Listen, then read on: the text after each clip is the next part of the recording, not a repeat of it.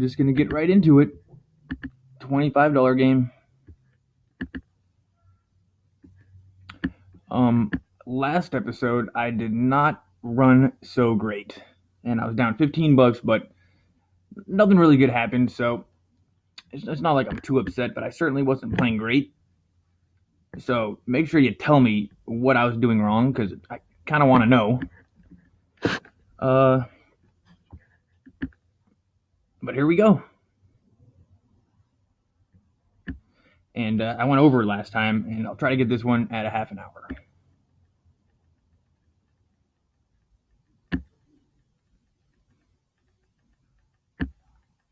I'm going to focus on not spewing. I'm just going to try to play really good. And I'm not going to bet small if I'm kind of semi-bluffing. I'm just going to be bombing it, and I'm just going to... I need to do a bit more stealing. So I'm just going to look for some good spots and try to steal more, because so far my stealing just hasn't been working out that great. So, I mean, that could be short-term variance, or probably I'm just not doing it great. So let's see what happens.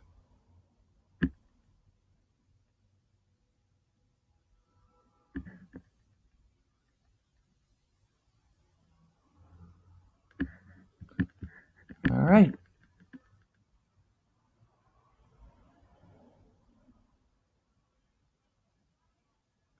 I was only down 15 on the last episode, so I'm still up like 100 total since starting the challenge. And I'm going to call because they're both deep. But let's say they both had 25 or maybe even less, I would just fold. But this could actually be really good. Oh man.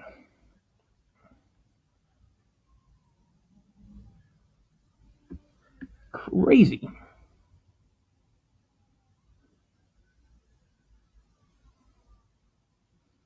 I mean, that just looks like a combo. Well, this theme keeps on coming up. All right, well, hit top pair and fold. It's probably not a good play, but I mean, at best, I'm flipping against a good draw. I doubt he had anything too big right then. I mean, who would do that? He would definitely let the guy that three betted big bet.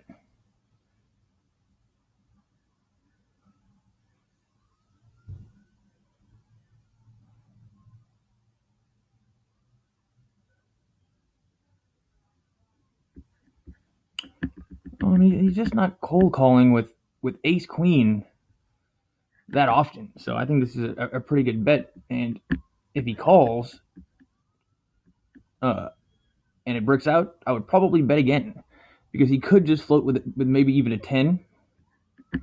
People cold call three bets from the blinds with ace king, and it's very rarely.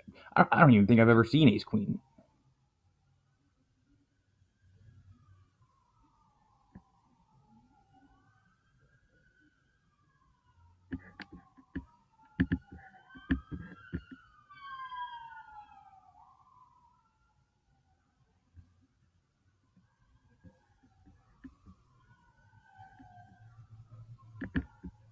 No, I'm just gonna click fast.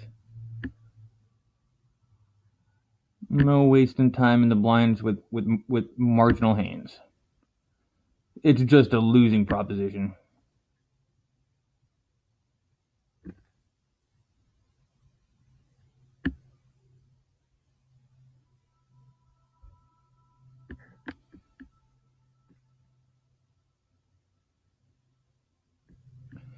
If this was, I'm gonna do this, and I've really been losing hands to people that limp in, and I raise them up in position, and I think I'm just a bit too bomby on the flop, so I'm gonna play a little bit more passively on these flops. Now, since they always seem to call, I'm gonna bet this.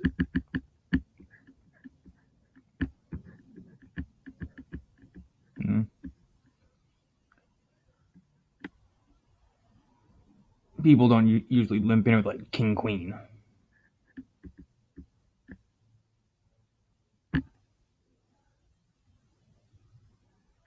Oh, whatever.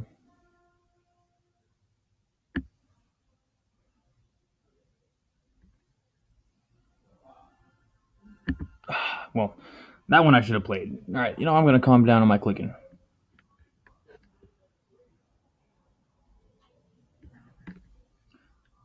Low suited connector.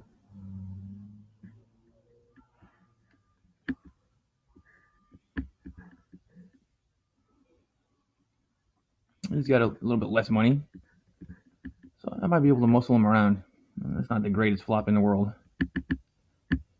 But if he doesn't have an ace, he's folding. And if he does have an ace, he's probably calling. Because he thinks he's way ahead, so I'm just going to bet this. There we go. Oh, I had a pair of sixes. Didn't notice that. I thought I had a gut shot straight draw and runner spades.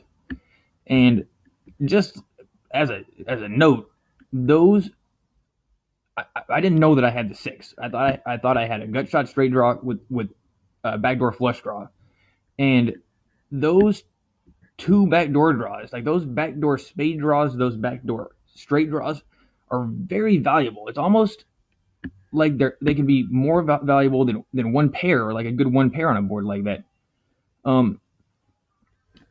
Because they just don't see it coming. So always add in the value of backdoor draws and play accordingly, because a lot of the times you're not going to have any showdown value.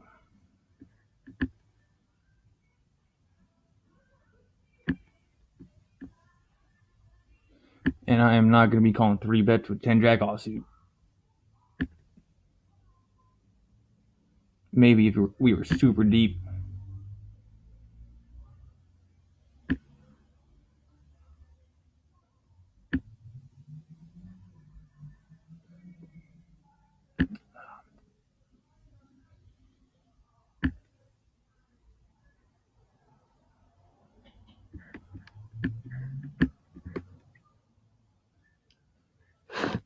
The problem with ace king in these games is, like, when I do this, raise it up from under the gun, and the guy's thinking, well, what could this guy have?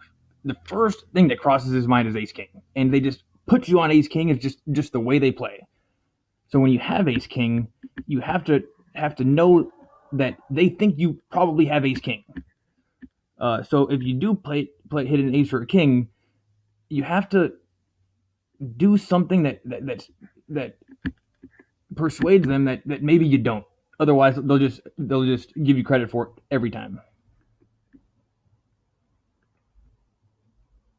And I think that's why when I raise up blimpers out of the blinds with ace king, I don't seem to win, because they just think, oh, this guy's got ace king, and if that's the case and I actually do have it, they can play pretty optimal.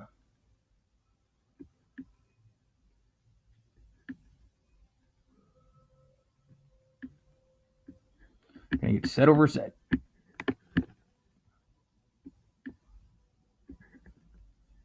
All right.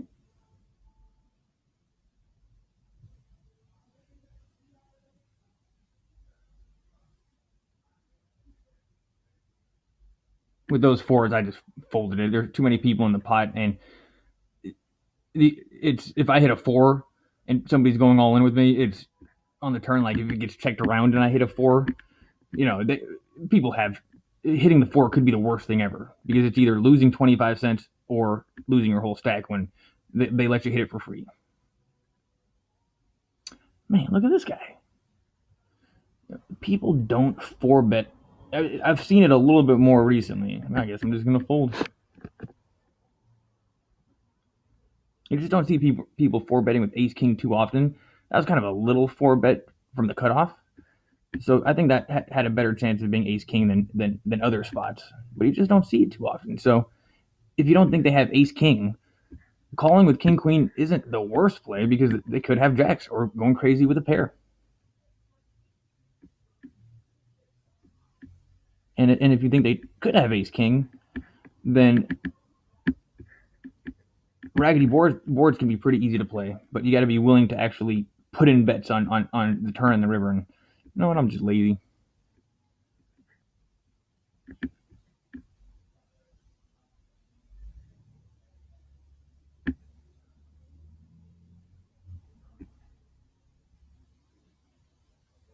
If you're getting crap, just fold.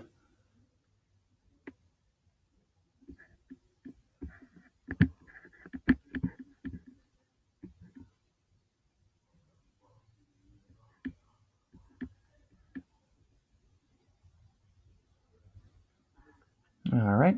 Because somebody's not likely to have king nine or ace nine, I'm kind of digging this. So I'm going to bet a little bit bigger and really charge him for any draw.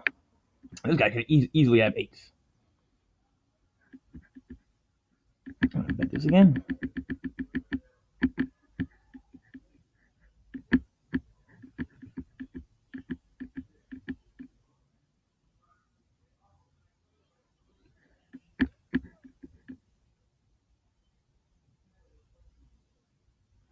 He must have had a draw.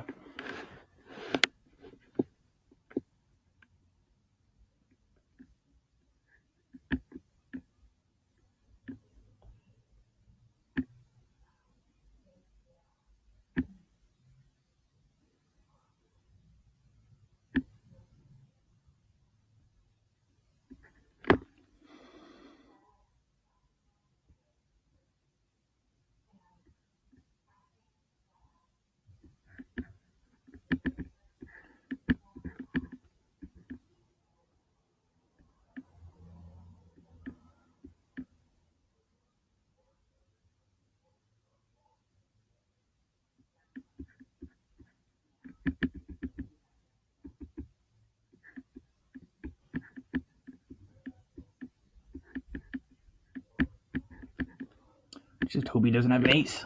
All right, there we go.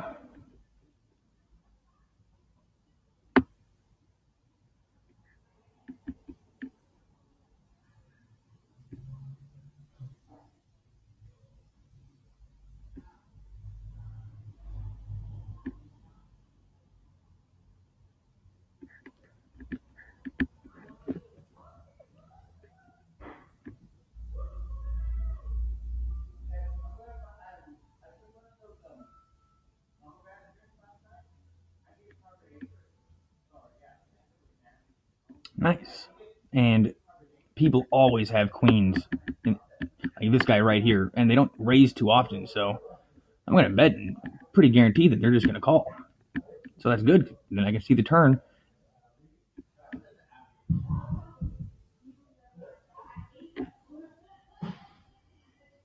I think I'm going to peel one because he might check with a one pair type of a queen.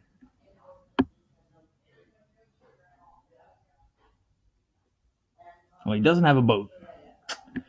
All right.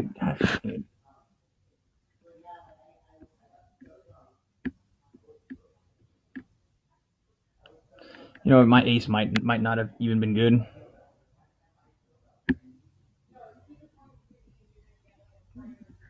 I do see people check raising with ace queen there.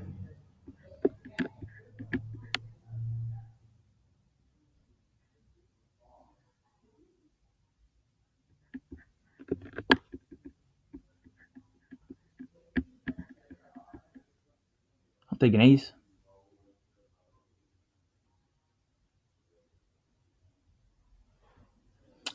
Another reason why I called with that nut flush draw is if the diamond does come, he's not necessarily going to put me on a flush draw because I raised it under the gun. I made a C bet. He has a better chance of having the flush draw than me, so I can call and hit the diamond and be reasonably sure that he's still going to give me action. Maybe even try to bluff that he has the flush draw. It's not like he bet and I called and the flush came and it changes the whole board and kind of ends the hand. So that's why I called.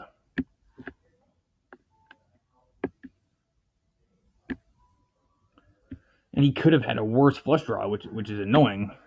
And if that's the case, then he played it really well. I just don't know why he insta-shipped so fast. You know, that must have been ace-queen, and he just figured he was good. And this is a fold.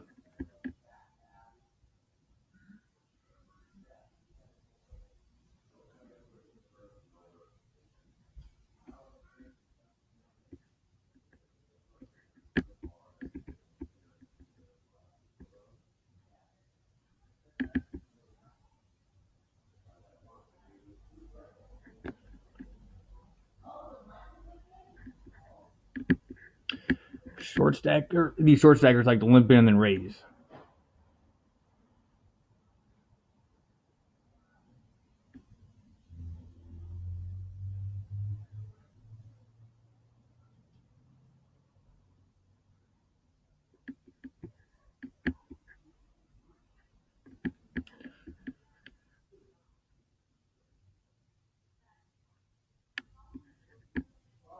Now, if he had queens or jacks or tens or ace queen or so many hands that he would fold on that king high board.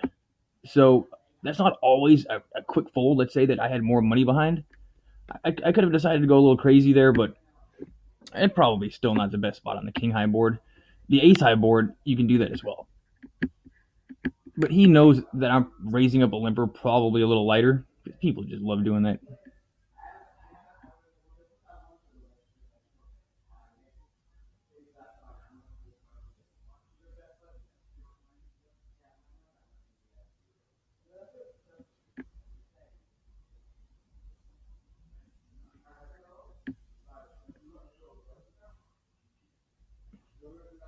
All right. Well, so far, even money.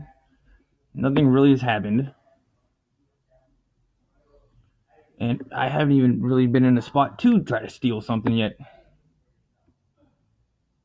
I just haven't put in a lot of money with marginal hands and gotten to the river with anything kind of marginal. So I just haven't had the opportunity. But let's hope it comes up and I can take money from somebody. Because playing showdown poker is it's not the way that you make a living playing poker.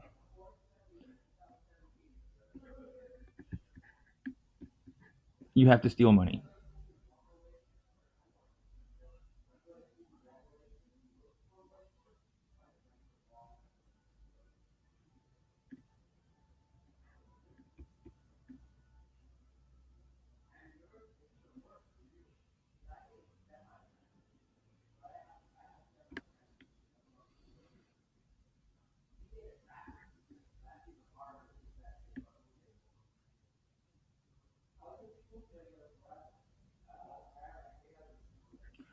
And with that 10 jack of spades when I called the rebet, I could easily fold that too. I'm playing it out of position.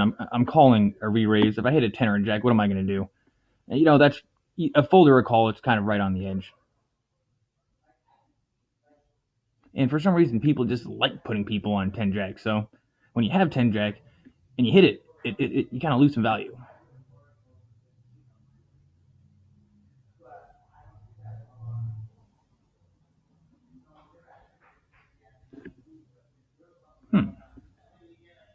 I'm going to bet this.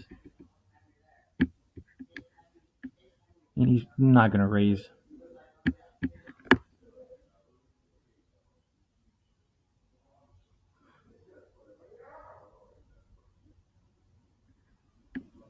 All right, here we go.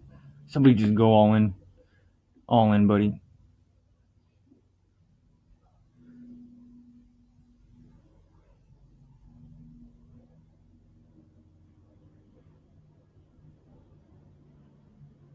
Let's go.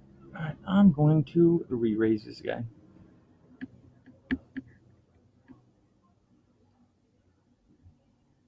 All right, well, that's a really good flop because if he has kings or queens, he's going to like his hand.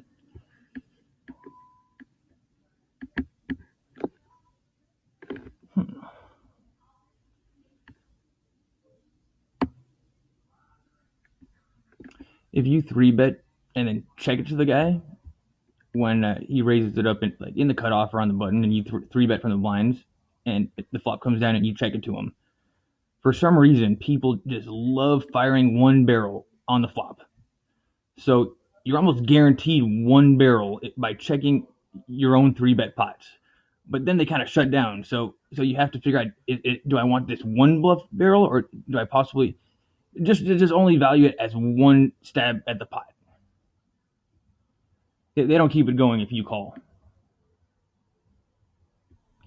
This one, I'm going to.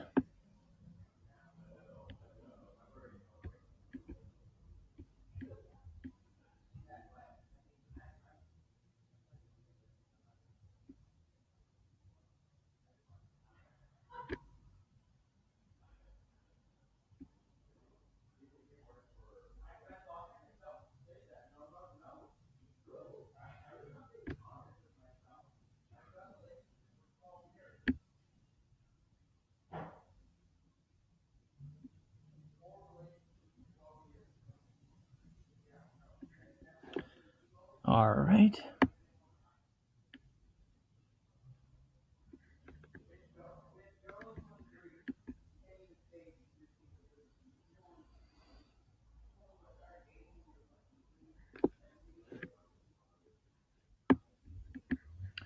My king high doesn't really have any showdown value at all, so I'm going to be more inclined to continuation bet on this board.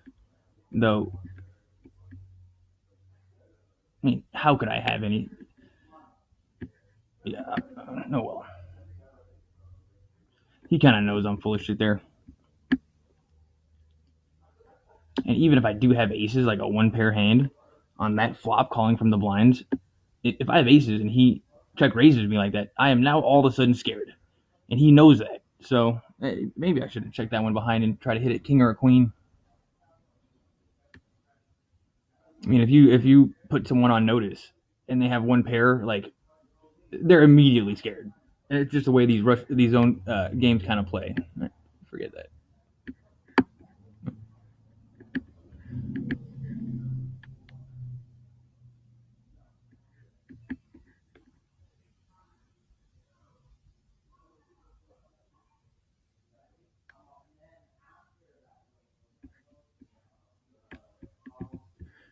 Somehow, maybe my ace high is good. You think he's betting a lot on that flop?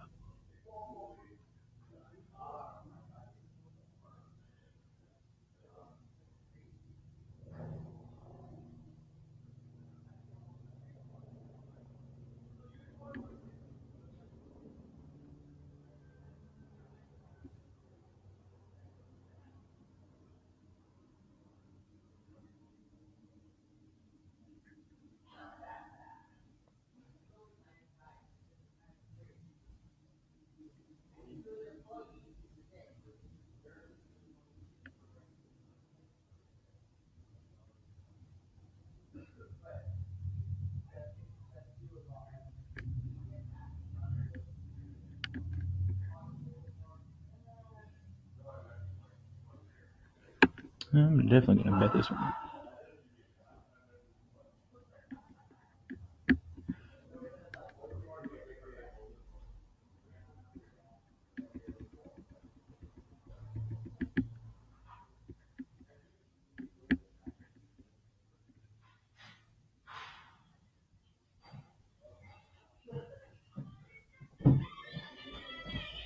Don't raise. If you do anything, just call. Just oh, man, he folded. I have 8 more minutes on this one.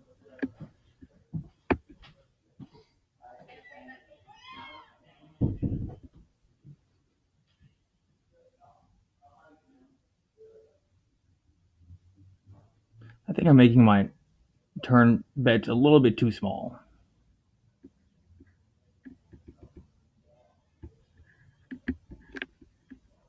This is just a good spot. King Queen suited here. I mean, you're just gonna have these guys dominated so often.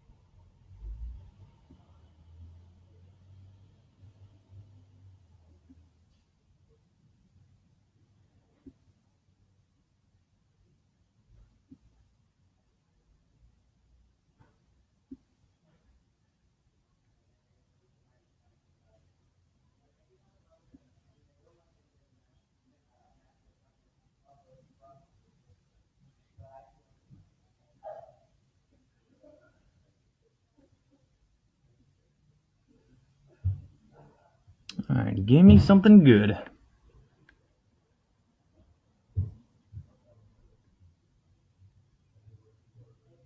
No, nothing has really happened this episode yet. You know what? I'm just gonna wait. Let's see what happens.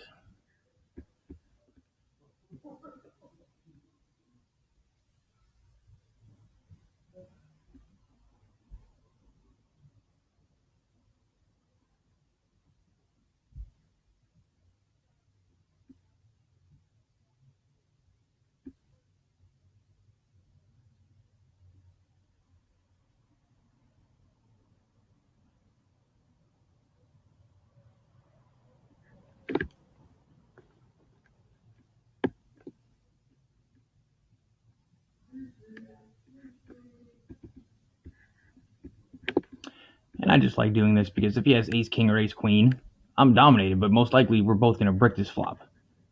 And when we most likely brick this flop, he is going to fold. Now, ace king is right in his wheelhouse.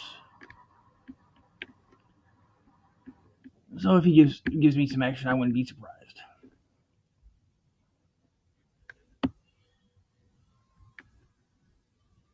But he folded.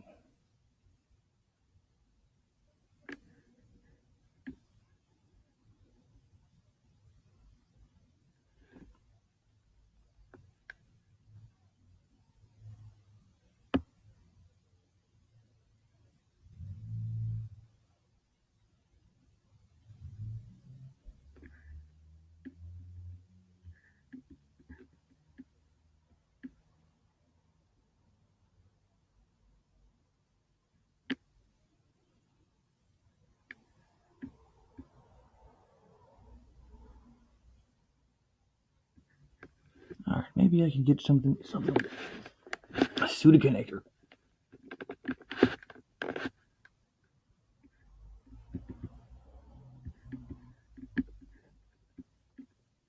This is good because he's going to be more inclined to fold on a flop because this guy's behind.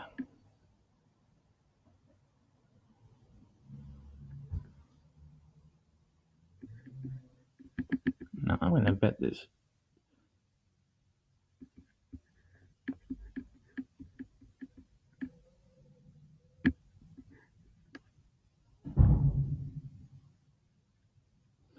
All right, well, he is not folding on the second barrel.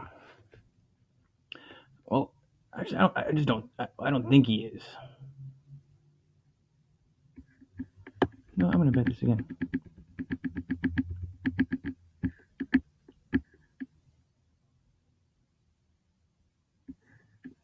There we go. No, second barrels, if I'm going to be stealing, just make sure I bet big. He calls with maybe even a pair of kings there with just second pair because I could have queens or jacks or a bunch of different hands. And he might even fold ace queen on the end for $750 because he doesn't want to lose $20. All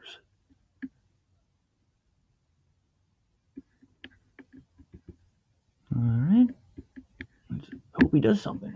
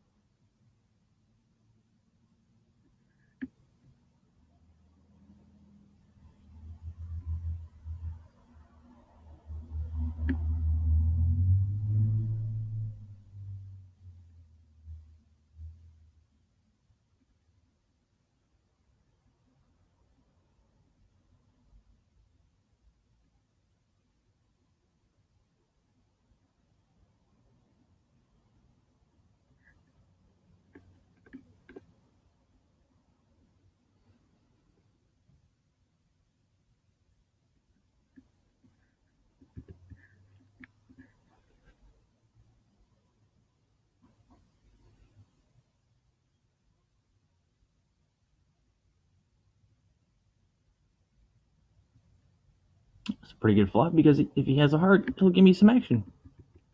And if he has a king, he'll give me some action.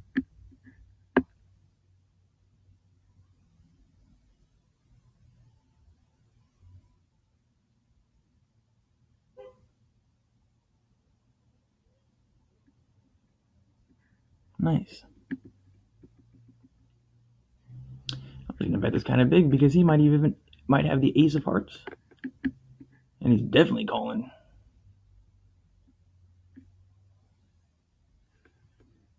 I'm just going to check it.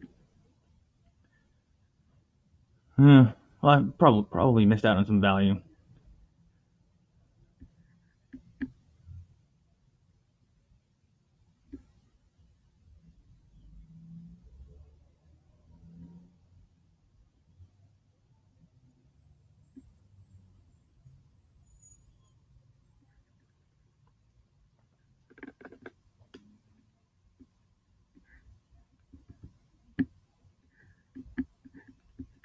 Looks like I'm at a half an hour, so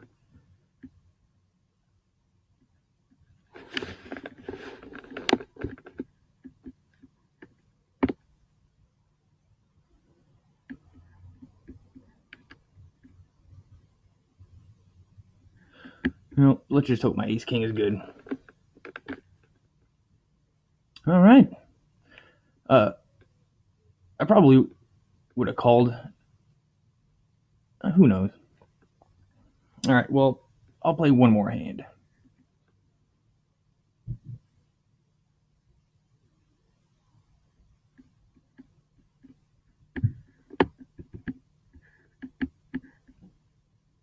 Well, for being a pretty boring 30 minutes, got up to $50, and it's pretty easy. Just no big pots. I didn't even have a chance of really losing. And now this one I'm betting.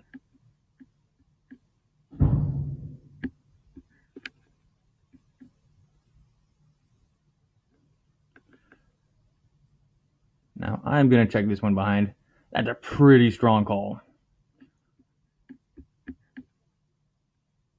And I'm going to lose. Well, I lost on that one. So let me sit out. All right, so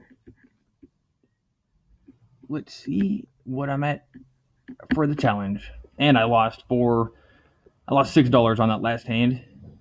But when he just calls that $4 like that, I mean, ace jack is about the minimum he's going to have, or another flush draw. And if he did have a flush draw, then that 5 isn't the worst card, because then I have the best hand. Let's see, I have 160, so I came up about $20, and I'm up 110 total. And that was an example of a session where nothing really big happened, but I was still able to win. And I'm glad I won a couple pots at the ending. So thanks for watching, everyone, and be sure to leave a comment and like the video. Tell me if I'm playing hands wrong. Tell me what I could be doing better. If you like something I'm doing, just let me know. Tell me anything you want. And be sure to like and subscribe on if you go on Google and put in like tips for YouTube, you got to have a call to action. So my call to action is like and subscribe and comment, and I'll really appreciate it. Thank you so much, and I'll see you next time.